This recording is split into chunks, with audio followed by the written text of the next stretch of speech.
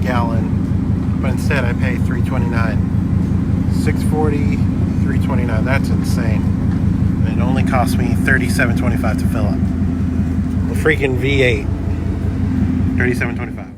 Hey guys, sorry, pardon the mess, but today we're going to talk about cleaning your cone air filter.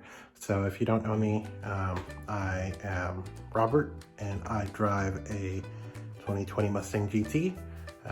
Right now I just hit 20,000 miles today, coming back from a canyon run, and now the wheels are turning without preventative maintenance. So right now we're going to clean the air filter.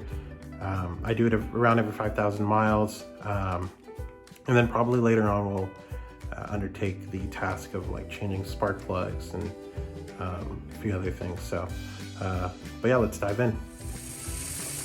All right guys, so I just hit 20,000 on my Mustang, and this is the filter. So this has been on my car since maybe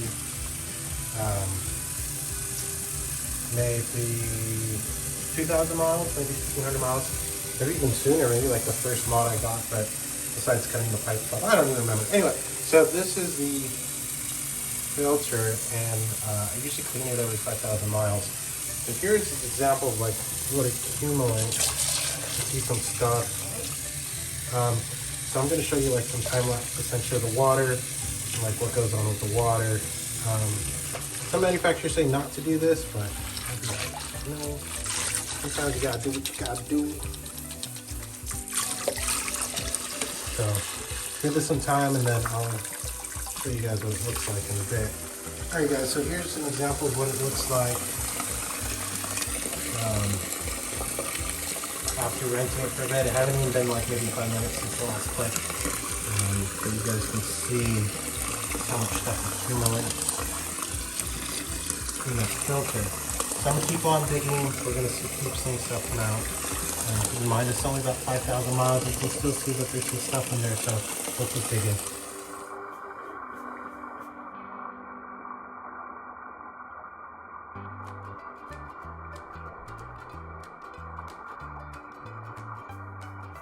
Alright guys, so here you can see all this remnants, all this dirt, and this stuff, when it's in your filter like this, it stops, like it really impedes a lot of performance. So like, just picture it caked on.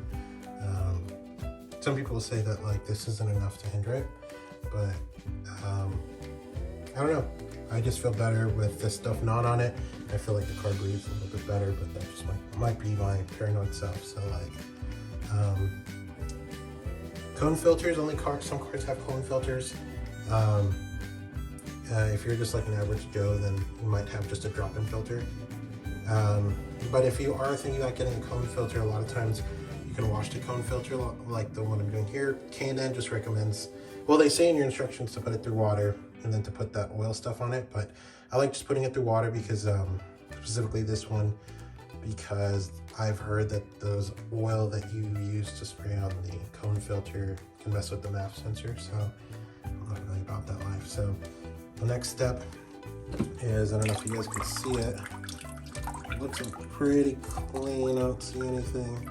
Oh, look, it was hiding. So clean that out just a little bit.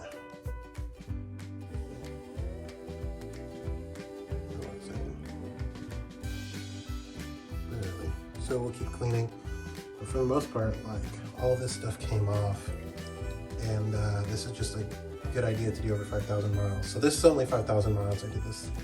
I honestly, I think I did this maybe, yeah, like 15,000, yeah. So I keep cleaning. Okay, you guys, so I think here's the final clip on this, but as you can see, there is just a lot of stuff floating. And like I said, this is only at 5,000 miles, so it's really good idea if you have a cone filter to clean out. And you know, sometimes like this is a really easy job, just pull it out. I took my cone filter out in maybe 5 minutes in the dark. It's nighttime right now, and it's just something that is a really good idea. But you can see all the, like the, see if I can focus on it.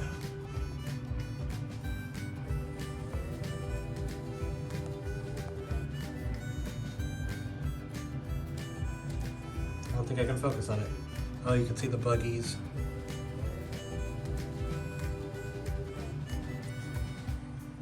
You can see all this stuff floating around, so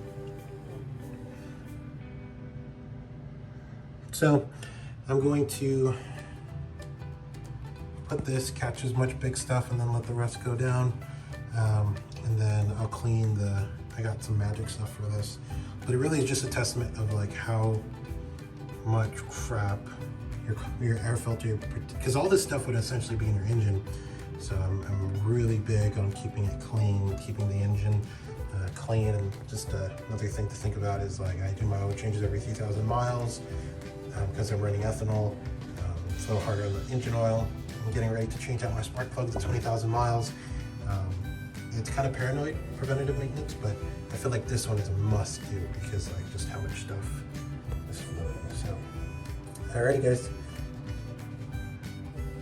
Maybe this is a much better close-up as to just how much crap was left behind even after the water dissipated. So this is all on your filter, and this is just, it's all dirt. You know, it almost looks like, you know, like when your toilet or something, or your drain goes back up and all that sewer water comes up. So I'm gonna attack this, I'm gonna clean it real good, but please guys, it's a good idea to, if you're gonna get a cone filter. If not, this is the stuff that's in your drop filter. And by just changing this out, you get more power. And if not, I mean, like if you're changing it out from a dirty one, most likely the dirty one has like a bunch of this crap in it, and you can change it out for a brand new one. Typically you restore a lot of the power that the engine can produce because it's better airflow. So this is just as an example, but for me it's a really big deal because, or another thing too is fuel efficiency, because if your car can breathe better then you produce more power, you're able to utilize a drop of fuel to its fullest potential. If it's not able to breathe correctly because of this stuff on the filter, then your miles per gallon, the power you're able to produce, how far you can stretch that drop of fuel really is tainted, I guess, from this stuff. So, all right guys, so hopefully you see how much dirt gets accumulated on that air filter. And so what we hopefully learned today is, one, really treat those cone filters, like clean them up.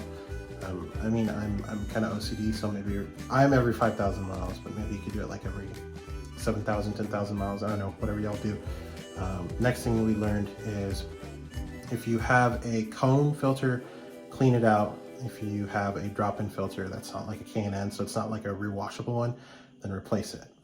So like those are really important, specifically because like if you have a really dirty filter and you're trying to, you know, get the best fuel economy, then that's definitely going to be something that robs power. And then if you're someone like me that's trying to chase any single horsepower, then and like I'm sure it's not like 10 horsepower or something, but I mean every horsepower counts in my eyes. So but yeah, we'll hopefully undertake spark plug changes soon. From what I was reading online is that you want to, if you're running gasoline, you want to change spark plugs at like 30,000 miles, 35,000 miles on the GTs.